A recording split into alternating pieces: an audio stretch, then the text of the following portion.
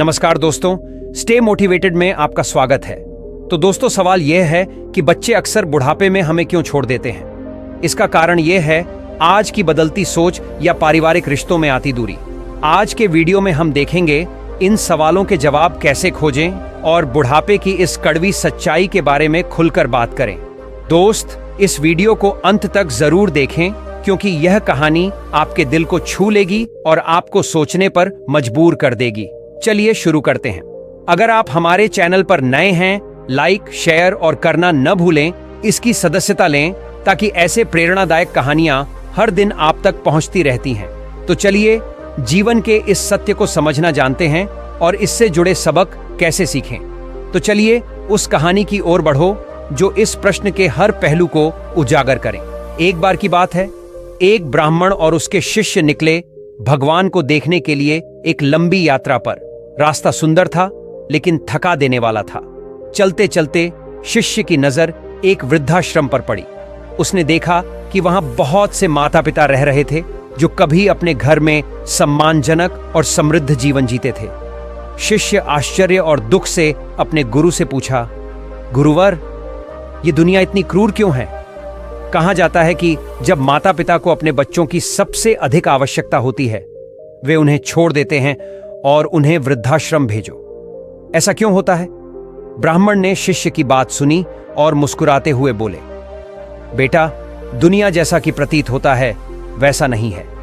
हर कहानी के पीछे एक गहरा कारण होता है। आज मैं आपको बताऊंगा कहानी जो आपके प्रश्न का उत्तर देगी। शिष्य ने उत्सुकता से कहा, गुरुवर, कृपया मुझे वह कहानी बताओ। ब्राह्मण कहानी की शुरुआत यह कहकर कि यह बहुत समय पहले की बात है। घने जंगल में एक विशाल और घना बरगद का पेड़। यह पेड़ जंगल के सभी पक्षियों के लिए एक सुरक्षित आश्रय। हर दिन सैकड़ों पक्षी यहां आराम करने आते थे, खेलें और खुशी से समय बिताएं।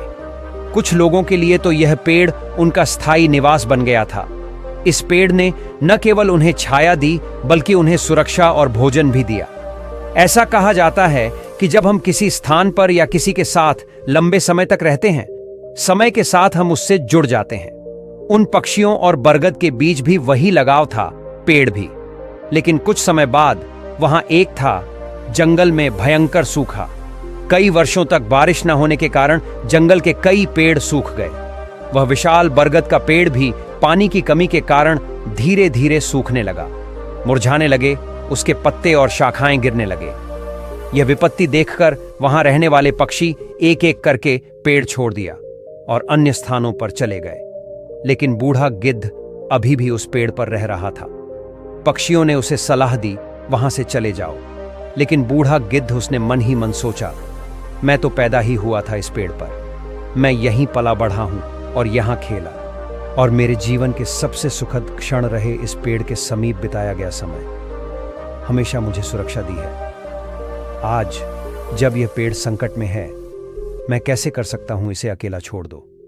मैं इसका रक्षक हूं, भले ही मुझे ऐसा करना पड़े, चाहे मेरी जान कुर्बान हो जाए, मैं इसे नहीं छोड़ूंगा। बूढ़े गिद्ध ने आगे कहा, जो लोग मुसीबत के समय अपने माता पिता को छोड़ देते हैं, स्वार्थी और क्रूर। सोचो, जब तुम छोटे और असहाय थे, तब क्या तुमने आपके माता पिता आपको कब छोड़ देते हैं? आप बीमार पड़ गए, क्या वे तुम्हें अकेला छोड़ दूं? जब तुम थे, क्या मुसीबत में उन्होंने तुम्हारा साथ नहीं दिया? जब आपने कुछ स्वादिष्ट भोजन की इच्छा व्यक्त की, तो क्या उन्होंने इसे पूरा नहीं किया? क्या वे कभी उस चीज को अकेले खाते हैं? जब आप युवा और असहाय थे, तो क्या आपने कभी ऐसा किया था? क्या वे तुम्हें छोड़कर चले गए हैं? अब जब वे चले गए हैं, बूढ़े हो गए हों, क्या तुम उनसे नफरत करने लगे? वे माता पिता जो आपके लिए सब कुछ बलिदान कर दिया, क्या आप उनके बुढ़ापे का सहारा नहीं बनते? मित्रों, उस बूढ़े गिद्ध ने कसम खाई थी कि वह अपनी अंतिम सांस तक उस बरगद के पेड़ को नहीं छोड़ेंगे। कुछ और दिन बीत गए और वह बरगद का पेड़ पूरी तरह से कमजोर और सूख गया, लेकिन बूढ़े गिद्ध ने फिर भी उसे नहीं छोड़ा। दिन में वह इधर उधर घूमता रहता था और वह अपना भोजन इकट्ठा करता और हर शाम उसी सूखे पेड़ पर लौट आता। इसी तरह दिन बीतते गए। पक्षी जो पहले ही इसे छोड़ चुके थे, सोचा कि गिद्ध अभी भी उसी सूखे पेड़ पर बैठा है। तुम सब लोग जाकर उसे क्यों नहीं समझाते? उसे साथ ले आए। सभी पक्षी बूढ़े गिद्ध के पास पहुंचे और कहा, भाई गिद्ध, तुम क्यों इस सूखे पेड़ पर अपना जीवन बर्बाद कर रहे हो? यह पेड़ अब पूरी तरह से मृत है, तुम भी इसके साथ नष्ट हो जाओगे। यह बुद्धिमानी है कि इस पेड़ को छोड़ दो और किसी हरे भरे स्थान पर जाए जहां आप अच्छा खाना और आराम पाओ। यह पेड़ फिर कभी हरा नहीं होगा और दिन में आसमान से हवा बरसेगी, फिर तुम कहां जाओगे? उन्होंने आगे कहा कि विद्वान लोग कहते हैं कि शत्रु, आरण, अग्नि और समय रहते बीमारियों को दूर करना चाहिए, उनकी अनदेखी विनाश को आमंत्रित करती है। इसी प्रकार तुम्हें भी यह पेड़ छोड़ देना चाहिए और एक अच्छी जगह पर बस जाओ। इस सूखे और बेजान पेड़ के साथ रहना आपकी सबसे बड़ी गलती। लेकिन पुराना उनकी बात सुनकर गिद्ध शांत रहा और फिर बोले, भाई ये पेड़ मेरे माँ बाप की शान है। जब उन्होंने मुझे छोड़ा, ये पेड़ ने मुझे छाया दी। मैंने बचपन से लेकर अब तक की हर खुशी इसी पेड़ पर पाई। जब यह पेड़ हरियाली से भरा था, मुझे जीवन दिया। अब जब यह अपने अंतिम समय में है, मैं इसे कैसे छोड़ सकता हूं? ऐसा करना मेरी आत्मा के विरुद्ध होगा। जो अपने साथी को मुसीबत में छोड़ देता है, अपराध करता है, बड़ा पाप है। मैं इस वृक्ष का रक्षक हूं और अपनी मृत्यु तक इसे नहीं छोड़ेगा। कृपया आप लोग मुझे अकेला छोड़ दें। उसके बाद गिद्ध की बात सुनकर सभी पक्षी वहां से निराश होकर लौटे तो कुछ पक्षी आपस में कहने लगे, इस बूढ़े गिद्ध के साथ उसका खुफिया तंत्र भी पूरी तरह भ्रष्ट हो चुका है, इसीलिए उन्हें हमारा स्पष्टीकरण पसंद नहीं आया। अगले दिन कुछ पक्षी उसे फिर समझाने आए, लेकिन गिद्ध ने एक बार फिर साफ मना कर दिया। इस बार पक्षी अपने घर लौटने के बजाय सीधे देवराज इंद्र के पास गए। उन्होंने कहा, ओह हे भगवान, हमारे जंगल में कई सालों से बारिश नहीं हुई है। पूरा जंगल उजाड़ और सूखा हो गया है। पेड़ पौधे सूख गए हैं और सभी जीवित प्राणी, जीव जंतु अपने घर छोड़कर चले गए हैं। जिस पुराने बरगद के पेड़ पर हम रहा करते थे, उस पर एक बूढ़ा गिद्ध अभी भी रहता है। उस पेड़ ने पूरी तरह सूख चुका है और कभी भी गिर सकता है। हमने उसे बहुत समझाया कि वह उस पेड़ को छोड़कर चला जाए, एक सुरक्षित स्थान, लेकिन वह कहता है कि वह मरते दम तक उस पेड़ को नहीं छोड़ेगा। ओ भगवान, वह नहीं करता। हमारी बात सुनो, लेकिन शायद वह तुम्हारी बात सुनेगा। कृपया उसे समझाओ। पक्षियों की विनती सुनकर देवराज इंद्र ने उनकी प्रार्थना स्वीकार कर ली और देवराज इंद्र उन्हें लेकर उस वन में पहुंचे। बूढ़े गिद्ध से बोला, हे गिद्ध महाराज, मैं देवराज इंद्र। यह वृक्ष अब जीर्ण शीर्ण हो गया है। इसकी शाखाएं कमजोर होने के कारण टूट रही हैं और ठीक से खड़ी भी नहीं हो पा रही हैं। उस पर एक ही हरा पत्ता बचा है। तुम भी बूढ़े हो गए हो। अगर यह पेड़ गिरने पर आपकी जान खतरे में पड़ सकती है, इसीलिए मैं तुम्हें आदेश देता हूं कि इस पेड़ को छोड़ो और किसी सुरक्षित स्थान पर जाओ। उस स्थान पर जाओ। गिद्ध ने शांत स्वर में उत्तर दिया, ओ हे प्रभु, मैं आपसे एक बात पूछना चाहता हूं। जब मैं पैदा हुआ तो मेरे माता पिता मुझे इस पेड़ पर छोड़ दिया। समय मैं असहाय था और यह पेड़ मेरी रक्षा की। मैंने अपना बचपन इसकी छाया में बिताया।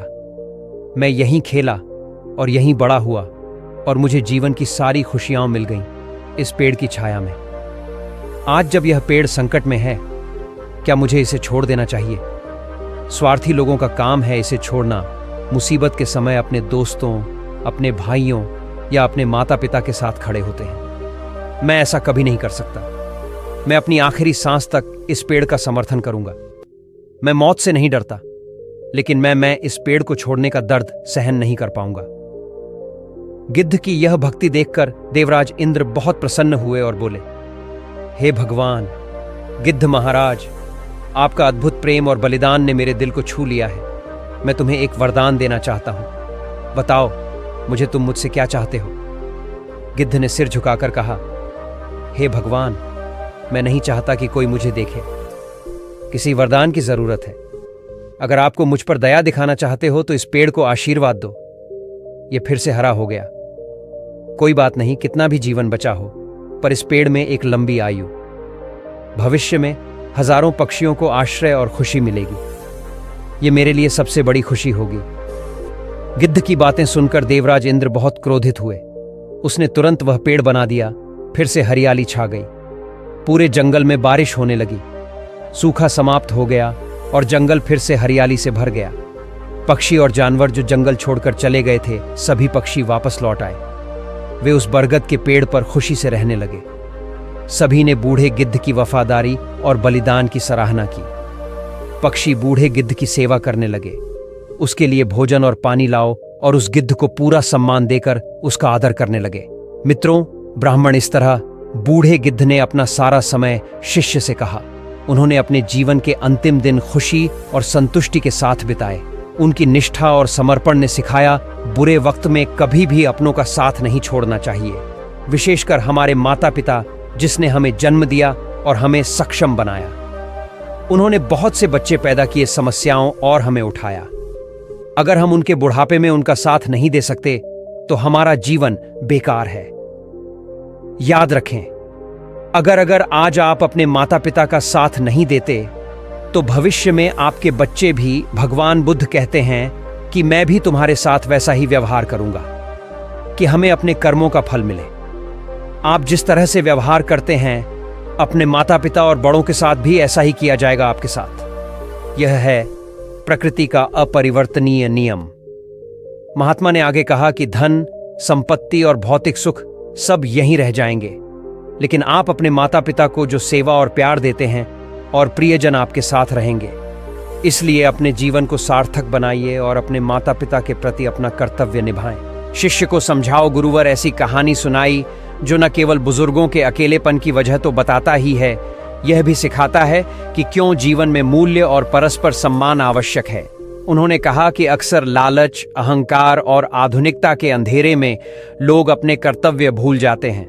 यह कथा सुनकर शिष्य की आंखें खुल गईं और उन्होंने समाज में इस मुद्दे के बारे में जागरूकता फैलाने की कसम खाई। मित्रों, हमारे जीवन में माता पिता का स्थान सर्वोपरि है। वे न केवल हमारे जन्मदाता हैं, बल्कि हमारे प्रथम गुरु, मार्गदर्शक और रक्षक। उनका त्याग और कड़ी मेहनत हमें सक्षम बनाती है अपने पैरों पर खड़े होकर। लेकिन जब वे अपने जीवन के अंतिम पड़ाव पर होते हैं, तब उनकी सबसे बड़ी जरूरत है हमारा समर्थन और हमारा प्यार। इस व्यस्त जीवन में लोग अपने बुजुर्ग माता पिता को भूल जाते हैं, उन्हें बोझ समझकर अनदेखा करें या छोड़ दें वृद्धाश्रमों में। लेकिन यह सोच बहुत स्वार्थी और अमानवीय। माता पिता कभी हमें अपने जीवन का बोझ नहीं समझा। हम असहाय और कमजोर थे। उन्होंने हमें अपने हाथों से पाला, प्यार और देखभाल और हमें जीवन जीने के मूल्य सिखाए। मित्रों, कहानी का बूढ़ा गिद्ध हमें सिखाता है कि जीवन में सच्ची खुशी और संतुष्टि दूसरों की सेवा करने में निहित है, उनके प्रति अपने कर्तव्यों का निर्वहन करना। विपरीत परिस्थितियों में भी उन्होंने उस पेड़ को मत छोड़ो जो हमने उसे जीवन भर आश्रय दिया। इस संदेश को हमें अपने जीवन में अपनाना चाहिए। दर्शकों, हमें यह संदेश अपने जीवन में अपनाना चाहिए। भगवान बुद्ध की यह शिक्षा हमेशा याद रखें कि कर्म ही सत्य है धर्म। अगर हम अपने माता पिता के प्रति अपने कर्तव्यों को भूल जाते हैं तो यह न केवल उनका बल्कि पूरे समाज का अपमान है और हमारी आत्मा। माता पिता का आदर करने का अर्थ है अपने मूल्यों को बनाए रखना, जीवित रहे। यह हमारी जिम्मेदारी है कि हम उनके बुढ़ापे को आराम और प्यार से भर दें। उनके आशीर्वाद से हमारा जीवन सफल और खुशहाल बन सकता है। हर छोटी उनके लिए किया गया प्रयास हमें मानसिक संतुष्टि और आध्यात्मिकता की ओर ले जाता है, प्रगति। यही कारण है कि हमें चाहिए इस कहानी से प्रेरणा लें कि जीवन में रिश्ते और सेवा, धन, पद और प्रतिष्ठा से अधिक महत्वपूर्ण है। अपने माता पिता की सेवा करके हम न केवल उनका जीवन बेहतर बनाते हैं, बल्कि हमारा जीवन भी सार्थक हो। यह हमारा सबसे बड़ा धर्म और सबसे पवित्र है। दोस्तों, इस कहानी को अपने जीवन में अपनाएं। अपने माता पिता का सम्मान करें, उनकी सेवा करें और उनकी खुशी को अपना बनाएं प्राथमिकता। याद रखें, आपके कर्म ही अपना भविष्य तय करें। जीवन में आपके द्वारा किए गए प्रेम और सेवा के कार्य ही सफल होंगे। प्रिय दर्शकों, हमें कमेंट करके बताएं कि आपको ये कहानी कैसी लगी, और अगर पसंद आई हो तो लाइक करें, इस चैनल को सब्सक्राइब करें। तो चलिए, हमारे अगले वीडियो में फिर मिलेंगे एक ऐसी ही नई कहानी के साथ। तब तक अपना और अपने प्रियजनों का ख्याल रखें। धन्यवाद और नमो बुद्धाय।